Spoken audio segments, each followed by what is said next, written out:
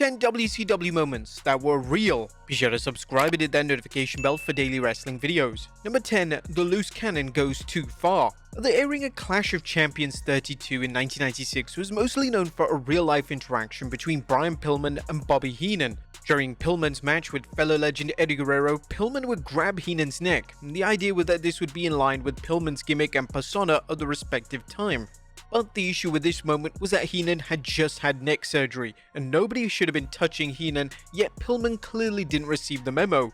Heenan quite rightly verbally snapped at Pillman, as he was baffled as to why Pillman would put his hands on him in such a drastic manner. Heenan would apologize for his cursing, yet the fans were firmly on the side of Heenan, as he was justified in reacting in the manner he did. Heenan would claim that he initially thought it was a fan that was attacking him, however ultimately the blame falls on WCW management for not making all talent aware that Heenan wasn't to be involved in any physicality. Number 9. The horse turns heel. The final years of WCW programming were filled with wild and unscripted moments, and in 2000 on Thunder, one of the most unintentionally humorous real-life incidents went down. Terry Funk would take on Chris Candido in a hardcore match, and the match eventually ended up in a horse stable. Upon entering the stable, the horse, who was in close proximity, wasn't happy that two wrestlers had just entered into his territory, so the horse proceeded to kick the legendary Funk right in the head. Hilariously, Funk decided to verbally go off on the horse. Despite WCW booking various nonsensical angles during this time, it was a huge surprise that Vince Russo didn't endeavor to book a program between Funk and the dastardly horse. Number 8. Scott Steiner calls out DDP. Scott Steiner had a reputation for being one of the most unpredictable wrestlers in WCW in the early 2000s. Steiner's promos were often confusing, as he was prone to going off on tangents, and he would randomly rant about topics that had nothing to do with his respective feud. In one promo on WCW television, Steiner would bury Kimberly and Diamond Dallas Page, and Steiner's beef with the duo was down to Kimberly, who was DDP's wife, reporting Sonny to WCW management. The issue in question related to drugs in the locker room, yet the specific details seem to change based on who shares their account of the story. Most real-life moments in WCW lacked any consequences, however this time DDP took action. When Steiner came back through the curtain following the shoot promo, DDP would confront Steiner and a physical confrontation ensued. Number 7. Hulk Hogan's RealFrustration. And there's no denying that Hulk Hogan had a major influence on the success of WCW in the 90s. However, despite the success, Hogan's political plays and creative sabotage often came to the forefront and often overshadowed anything Hogan did in the ring. Back in 1995, Hogan was part of the World War III match at the inaugural World War III pay-per-view event. The match would be won by Randy Savage, and Savage would be crowned as the new WCW champion. This wasn't to be Hogan's night, yet the Hulkster just couldn't resist making the match about himself. In an unscripted moment, Hogan would begin to protest that he was unfairly eliminated, and the pay-per-view would literally go off the air with Hogan complaining about how the match went down. And there was no need for Hogan to act in such an unprofessional manner. It made him look extremely petty, and it was evidence that Savage was uncomfortable with Hogan's real-life temper tantrum. Number 6. Bobby Heenan has had it. Bobby the Brain Heenan was an outstanding pro wrestling manager, and a similar sentiment can be shared when it came to his performance as a color commentator. Heenan had the ability to get the heel wrestlers over without taking anything away from the babyfaces, yet during the final few years of his run in WCW, it became apparent that Heenan, just like the fans, had simply had enough. Heenan was never one to hide his emotion, and at the 1999 uncensored pay-per-view, Heenan decided to literally turn his back to the camera. Tony Schiavone and Mike Tenay were discussing the live pay-per-view broadcast, and Heenan decided to turn his chair around and face the crowd. Schiavone would remind Heenan that he gets paid to call the show, and Heenan responded by saying, "I don't get paid to be talked to like this, and I can sit whichever way I want." Heenan would go on to call his WCW run the worst 6 years of his life, and he's always had extremely negative thoughts on Schiavone as a human being. Number 5. Kevin Nash doesn't care. When Scott Hall was let go from WCW in 2000, it became a WCW mandate that Hall wasn't to be referenced directly or indirectly on WCW television. However, when it came to Kevin Nash, who was Hall's best friend, he decided to outright ignore this directive. Nash just couldn't resist going off script, and mentioning Hall in his promos became common practice for the former world champion. In one sit-down interview on WCW Thunder in late 2000, Nash spent the majority of the interview name-dropping Hall and referencing him.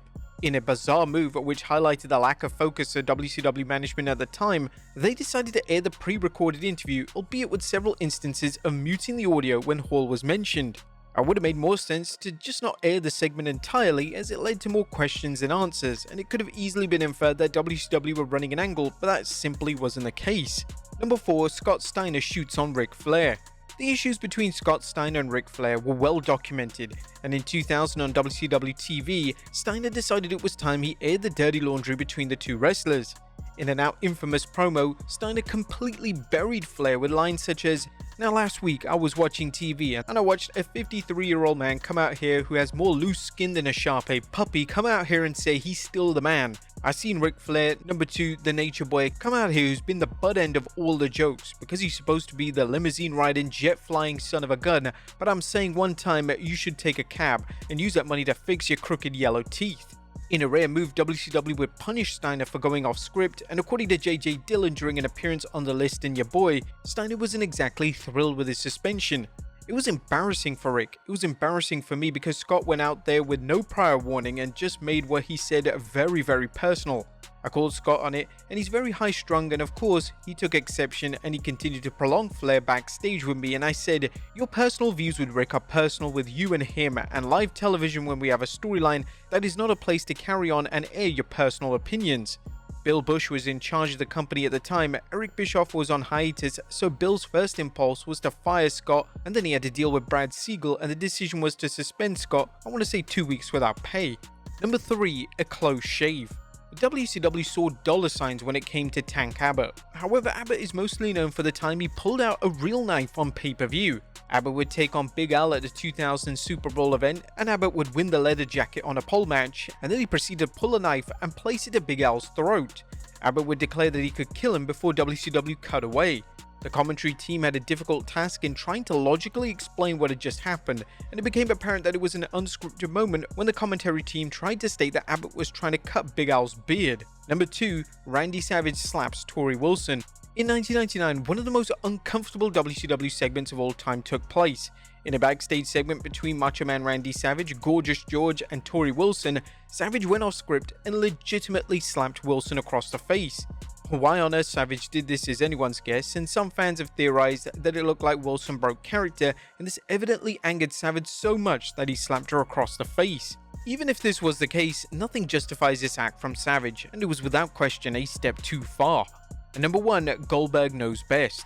It was often joked that the inmates were running the asylum in WCW, and a great example of this occurred in late 1999 on WCW Thunder. Goldberg was involved in a backstage segment where he would attack a limo with a metal pipe. The pipe was used to keep Goldberg safe, but for whatever reason, he decided to go off script and smash one of the windows with his arm. A piece of broken glass cut an artery in his arm, causing him to bleed, and this was one of the most gruesome injuries to ever occur on WCW TV.